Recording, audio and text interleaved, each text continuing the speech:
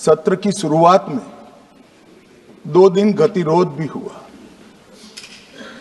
इससे एक प्रकार की गैर समझ, गलत धारणा जनता के बीच में पड़ी कि हम लोग ये चर्चा नहीं चाहते। माननीय अध्यक्ष जी, मैं स्पष्ट करना चाहता हूं, संसद ये देश का चर्चा का सबसे बड़ा पंचायत है और हम भाजपा वाले, एनडीए वाले चर्चा से कभी नहीं भागते। कोई भी मुद्दा हो, संसद के नियमों के अनुसार चर्चा के लिए हम तैयार रहते हैं। हमने 2 दिन तक विपक्ष के चर्चा करी कि इसको बाद में किया जाए, 2 सत्र बाद में किया जाए, मगर नहीं माने। हमने हाँ भर दी। मेरा दायित्व है मान्यवर कि हमने क्यों ना बोली थी। ना बोलने के 2 कारण थे। एक कारण था कि चर्चा गहन पुनर्निरीक्षण के नाम पर वो मांगते थे, एसआईआर के नाम पर मांगते थे। मान्यवर, मेरा बहुत स्पष्ट मत एसआईआर के नाम पर मांगते थे। मान्यवर, मेरा बहुत स्पष्ट मत है कि एसआईआर पर इस सदन पे चर्चा नहीं हो सकती, क्योंकि गहन पुनर्निरीक्षण की जिम्मेदारी भारत के चुनाव आयोग की है। भारत का चुनाव आयोग और चुनाव आयुक्त ये सरकार के तहत काम नहीं करते। अगर जब चर्चा होती है और कुछ सवाल खड़े किए जाएंगे तो इसका जवाब कौन देगा? मान्यवर, जब उन्होंने कहा कि हम चुनाव सुधार पर चर्चा करने के लिए तैयार है, हम तुरंत मान गए और आज चुनाव सुधार पर ही चर्चा हुई। मान्यवर, लगभग 63 प्लीज मान्य दादा बीमार हो, मैं समझ रहा हूं, मगर बीमार ज्यादा हो तो घर पे रहा करो, यहां सदन का माहौल मत बिगाड़िए। मान्यवर, 63 सदस्यों ने प्लीज ऐसे माहौल ठीक रहना चाहिए। व्यक्तिगत बात है मेरी और दादा के बीच में, माहौल ठीक रहना चाहिए। मान्यवर, 63 सदस्यों ने पक्ष और विपक्ष से इस चर्चा में हिस्सा लिया है और जो चर्चा का समय हुआ था तय, उससे ज्यादा आपने समय लिया है। इसलिए भी मैं आपका धन्यवाद व्यक्त करना चाहता हूं। मान्यवर, चर्चा तय हुई थी चुनाव सुधारों के लिए, मगर ज्यादातर विपक्ष के सदस्यों ने एसआईआर पर ही चर्चा करी। अब चर्चा इन्होंने जिस तरह से शुरू करी है, जवाब तो मुझे देना पड़ेगा मान्यवर, और मैं मानता हूं उनको सुनना भी चाहिए। मान्यवर, इस एसआईआर पर, गहन पुनर्निरीक्षण पर एक तरफा 4 महीने से झूठ फैलाया और देश की जनता को गुमराह करने का प्रयास किया। और मेरा आग्रह है सदन के पक्ष और विपक्ष के सभी सदस्यों, मैंने एसआईआर की प्रक्रिया का, इससे जुड़े हुए संवैधानिक अनुबंधों का और भूतकाल में जो एसआईआर हुए वो सभी का गहन अभ्यास किया है। मैं आज आपके माध्यम से इस सदन को और सदन के माध्यम से पूरे देश की जनता को जो झूठ विशेषकर कांग्रेस पार्टी द्वारा फैलाया गया है, वो झूठ का मेरे तर्कों के हिसाब से जवाब देना चाहता हूं। आप बेटे बेटे ज्ञान मत दीजिए। मान्यवर, ये देश के संविधान में, मान्यवर, ये देश के संविधान से, संविधान के अनुच्छेदों से चुनाव आयोग की रचना हुई। एक प्रकार से चुनाव आयोग एक संवैधानिक संस्था है। संविधान के अंदर चुनाव आयोग का गठन उसकी शक्तियां, चुनावी प्रक्रिया, मतदाता की परिभाषा और मतदाता सूची को तैयार करने और उसके सुधारने के लिए की शक्तियां, इसके बारे में स्पष्ट प्रावधान किए गए। और मान्यवर, बड़ी विनम्रता से मैं बताना चाहता हूं कि प्रावधान जब किए गए तब हमारी पार्टी बनी ही नहीं थी। हमारी पार्टी के अलावे जो लोग हैं, इन लोगों ने संविधान सभा में चर्चा कर संविधान को बनाया था। इसलिए ये पूरी चुनाव की प्रक्रिया जो संविधान के अंदर व्याख्यायित की गई है और आज जो हो रहा है, ये दोनों के बीच में क्या अंतर है और आरोप क्या है, इसको मैं जवाब देना चाहता हूं। मान्यवर, फ्री एंड फेयर चुनाव कराने का हमारा संविधान ने जिम्मेदारी चुनाव आयोग की तय की। मतदाता सूची बनाने की और मतदाता सूची में सुधार करने की जिम्मेदारी भी चुनाव आयोग को दी। अनुच्छेद संविधान के भाग 15 में अनुच्छेद 324, इसमें चुनाव आयोग का गठन, चुनाव आयुक्त की नियुक्ति, लोकसभा, राज्यसभा, विधानसभा, उपराष्ट्रपति और राष्ट्रपति, ये सभी चुनाव का संपूर्ण नियंत्रण संविधान ने चुनाव आयुक्त को दिया है।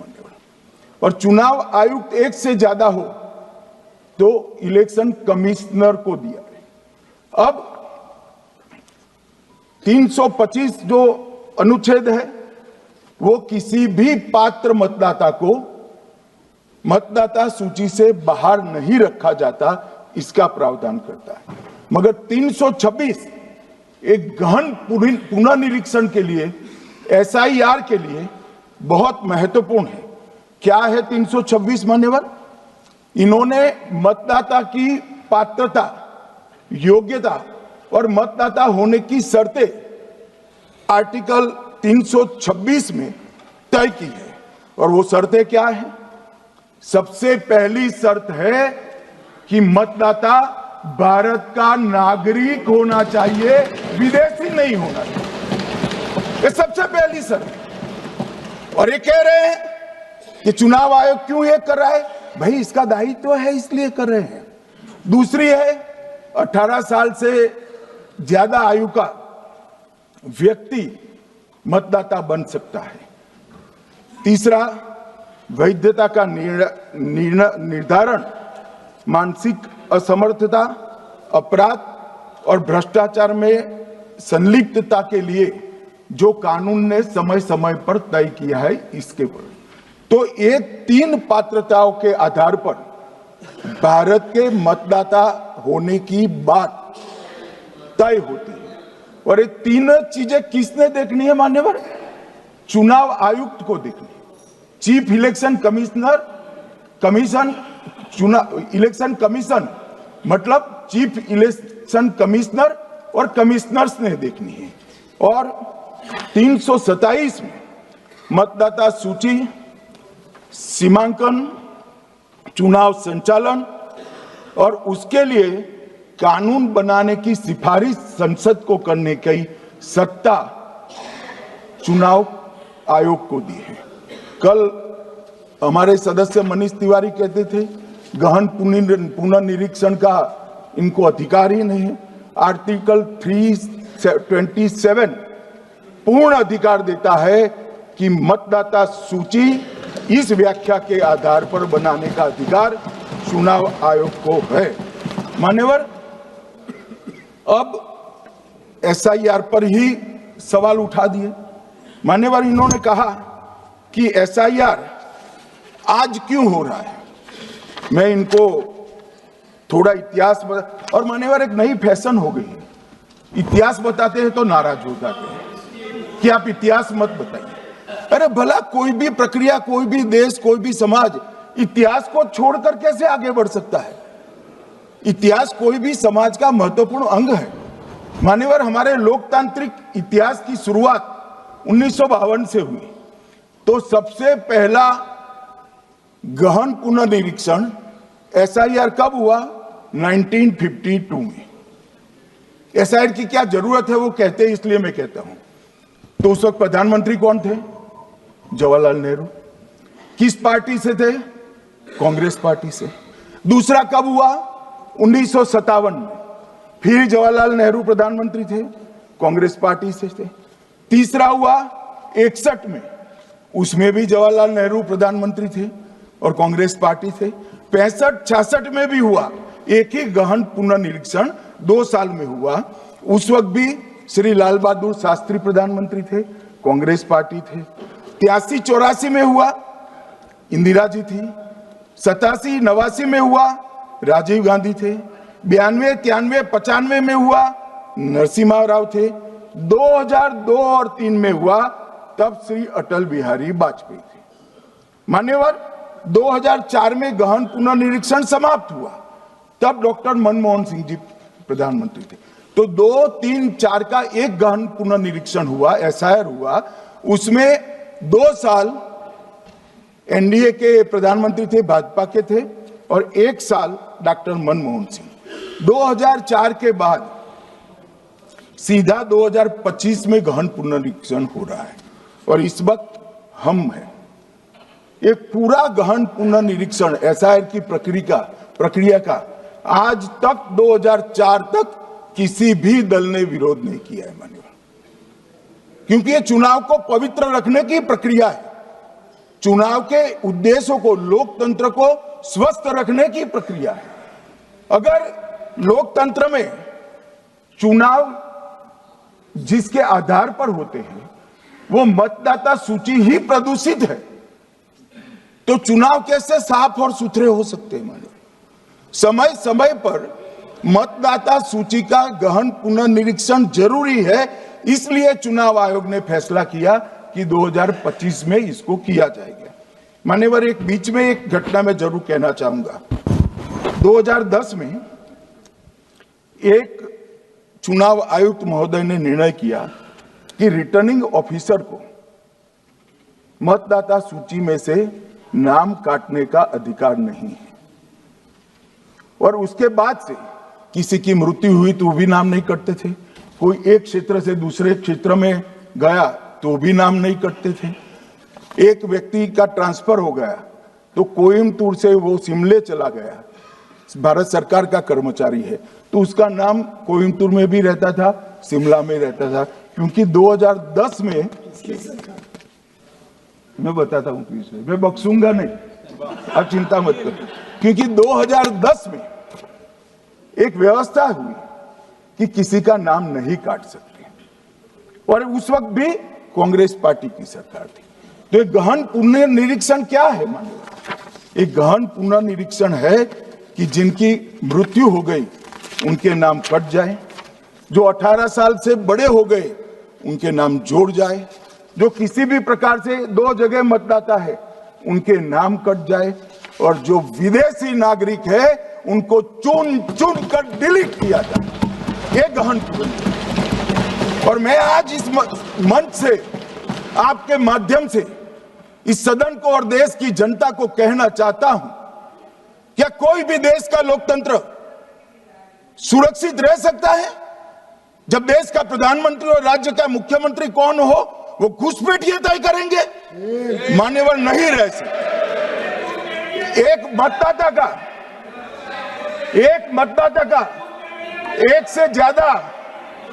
से ज्यादा जगह पर वोट होना चाहिए। मान्यवर, एक से ज्यादा जगह पर वोट होना चाहिए। जो लोगों का मृत्यु हो चुका है, मान्यवर, जिन लोगों का मृत्यु हो चुका है उनका वोट मतदाता सूची में होना चाहिए। मान्यवर, ये एसआईआर और कुछ नहीं है, मतदाता सूची का शुद्धिकरण है। मैं मानता हूं इससे कुछ दलों के राजनीतिक स्वार्थ आहत होते हैं। मुझे उन दलों के प्रति एक प्रकार से अनुकंपा भी है, क्योंकि देश के मतदाता तो वोट देते नहीं है, ये थोड़े विदेशी दे देते थे, वो भी चले जाएंगे। मगर मान्यवर, क्या हमने भारत के नाते निर्णय करना पड़ेगा कि इस देश की संसद को चुनने के लिए, राज्य की विधानसभा को चुनने के लिए विदेशी को वोट देने का अधिकार देना है या नहीं देना है। और मेरा मत है, मेरा विनम्र मत है मान्यवर, कि ये नहीं देना चाहिए।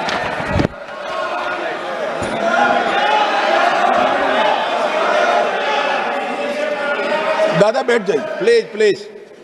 मान्यवर,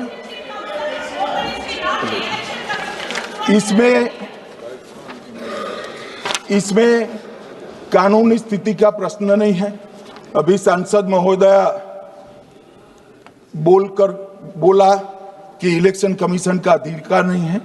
लाल बाबू हुसैन 1995 में एक वाद हुआ मान्यवर, भारत की सर्वोच्च अदालत तक वो वाद पहुंचा।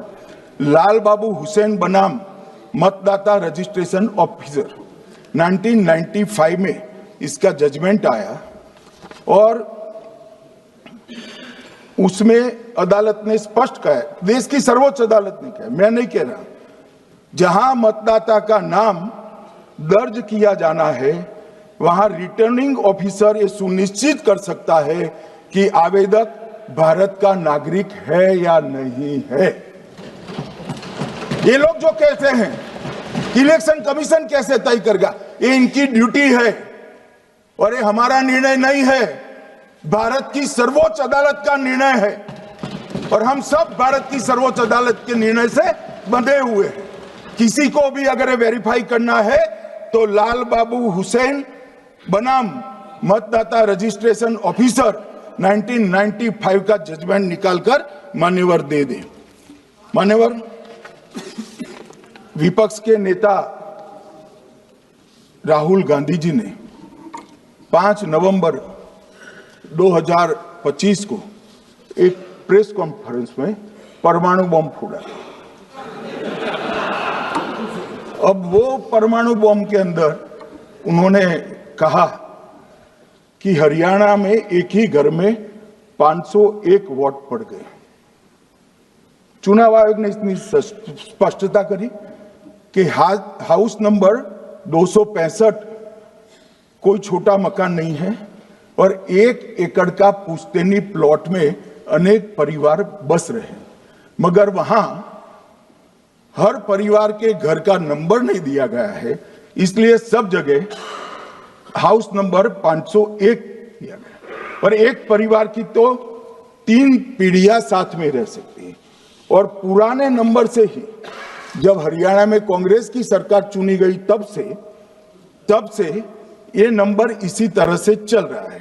ये ना कोई फर्जी घर है ना फर्जी वोटर है। मान्यवर, वोट चोरी का नैरेटिव बनाने के लिए मान्यवर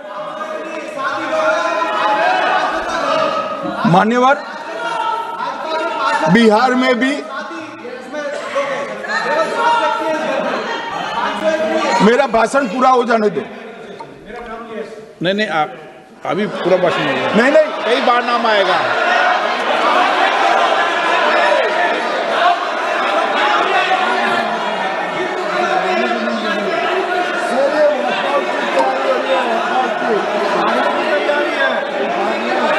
माननीय सदस्य,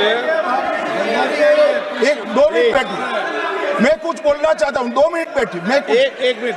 माननीय सदस्य, 1 मिनट। मान्यवर, मेरा विपक्ष के नेता से एक निवेदन है कि 2 मिनट सुन ले मुझे, बाद में उनको बोलने का मौका दीजिए। मान्यवर, 2 मिनट। मान्यवर, मेरा आपसे विनम्र निवेदन है, मैं आधी रात तक बैठने के लिए तैयार हूं, मुझे कोई आपत्ति नहीं। मेरा भाषण समाप्त हो जाए, अरे सुनिए ना भाई, सुनो ना, 2 बड़े बोलते हैं तब बीच में नहीं बोलते। मान्यवर, मेरा भाषण समाप्त हो जाए। प्लीज नहीं। मान्यवर, मेरा भाषण समाप्त हो जाए बाद में, इसमें जितने भी मुद्दे विपक्ष के नेता खड़े करेंगे, मेरी मर्यादा में इसका जरूर जवाब दूंगा, मुझे कोई आपत्ति नहीं। मेरा विनंती इसलिए है मान्यवर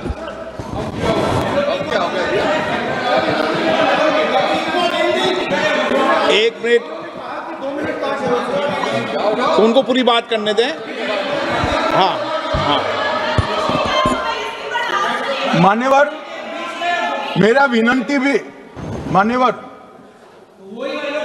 नो प्लीज डिबेट नहीं करते बेटे। मान्यवर, मेरा विनंती इसलिए है कि शायद वो जो मुद्दा खड़ा करना चाहते हैं उसका जवाब मेरे आगे भाषण में आ जाएगा तो मुद्दा ही नहीं बचेगा, इसलिए मैं कह रहा हूं मुझे पूरा सुन लिया जाए।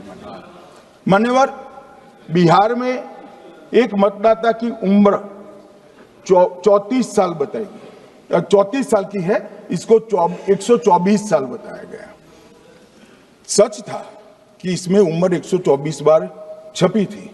बाद में मिंता देवी जी ने खुद बताया कि उन्होंने ऑनलाइन आवेदन किया था और वो ऑनलाइन आवेदन करने में गलती हो गई, इसके कारण उम्र 124 बार साल छपी थी। अब इसके आधार पर मतदाता सूची पर प्रश्न कर दिए। सुबोध कुमार नवादा, प्रेस कॉन्फ्रेंस में कहा गया कि एक राजनीतिक दल के बीएलए है, इनका नाम कभी आया ही नहीं, वो भी सच नहीं निकला।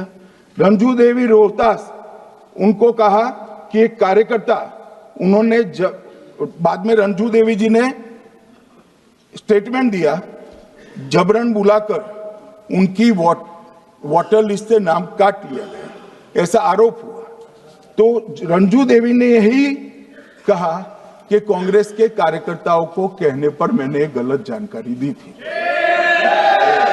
मान्यवर, ये जो प्रेस कॉन्फ्रेंस हुई और उसने जिस प्रकार का देश में माहौल बनाया, चलो ये तो मैंने आरोप जो लगाए थे और सत्य क्या है कहा, मगर मैं विपक्ष के नेता ने जो प्रेस कॉन्फ्रेंस में कहा कि मतदाता सूची ठीक नहीं है, इसको सुधार करना चाहिए, तो भाई गहन पुनर्निरीक्षण क्या है, एसआईआर क्या है, मतदाता सूची का सुधार करने की प्रक्रिया है, और वो कर रहे हैं तो भी विरोध कर रहे हैं, पुरानी मतदाता सूची कर रहे हैं तो भी विरोध कर रहे हैं।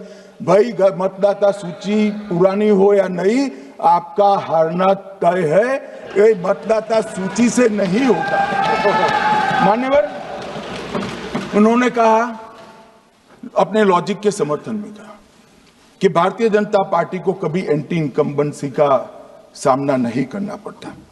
मान्यवर, एंटी इनकम्बेंसी इनके खिलाफ होती है जो जनहित के विरुद्ध काम करे।